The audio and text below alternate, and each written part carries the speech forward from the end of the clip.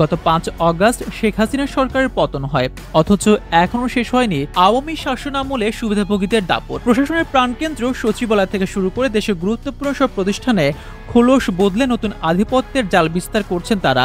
কেউ কেউ নাম লিখাচ্ছেন বঞ্চিতদের তালিকায়, সুশীলদের ব্যানারে কেউ আবার গড়ে তুলছেন নতুন সিন্ডিকেট।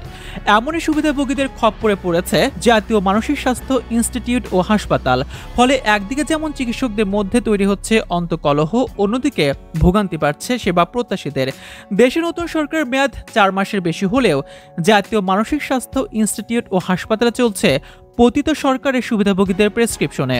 অনুসন্ধানে জানা যায়, সরকারি চিকিৎসক হয়েও আওয়ামী সরকারের প্রতিনিধি হিসেবে কাজ করতেন জাতীয় মানসিক স্বাস্থ্য ইনস্টিটিউটের child, adolescent and family psychiatry বিভাগের প্রধান ডাক্তার Helal Uddin Ahmed, geriatric and organic psychiatry বিভাগের ডাক্তার Mohammad Tarikul Alam Sumon, community and social psychiatry বিভাগের ডাক্তার মোহাম্মদ মুনতাসির মারুফ ও ইনস্টিটিউটের সাবেক পরিচালক ডাক্তার অভ্র দাস ভৌমিক। এ সিন্ডিকেটের মূল পরিকল্পনাকারী ছিলেন ডাক্তার অভ্র দাস ভৌমিক। তিনি ও হেলাল আহমেদের নেতৃত্বে জাতীয় মানসিক স্বাস্থ্য ইনস্টিটিউট হয়ে উঠেছিল আওয়ামী লীগের অঘোষিত নির্বাচনী ক্যাম্প। অনুসন্ধানে আরও জানা যায়, 2024 সালের নির্বাচনে আওয়ামীপন্থীদের চিকিৎসকদের সংগঠন সাচিবের ব্যানারে নৌকার পক্ষে একাধিক মতবিনিময় সভার আয়োজন করেন ডাক্তার হেলাল উদ্দিন আহমেদ ও ডাক্তার তারিকুল আলম সুমন সহ সিন্ডিকেটের চিকিৎসকরা।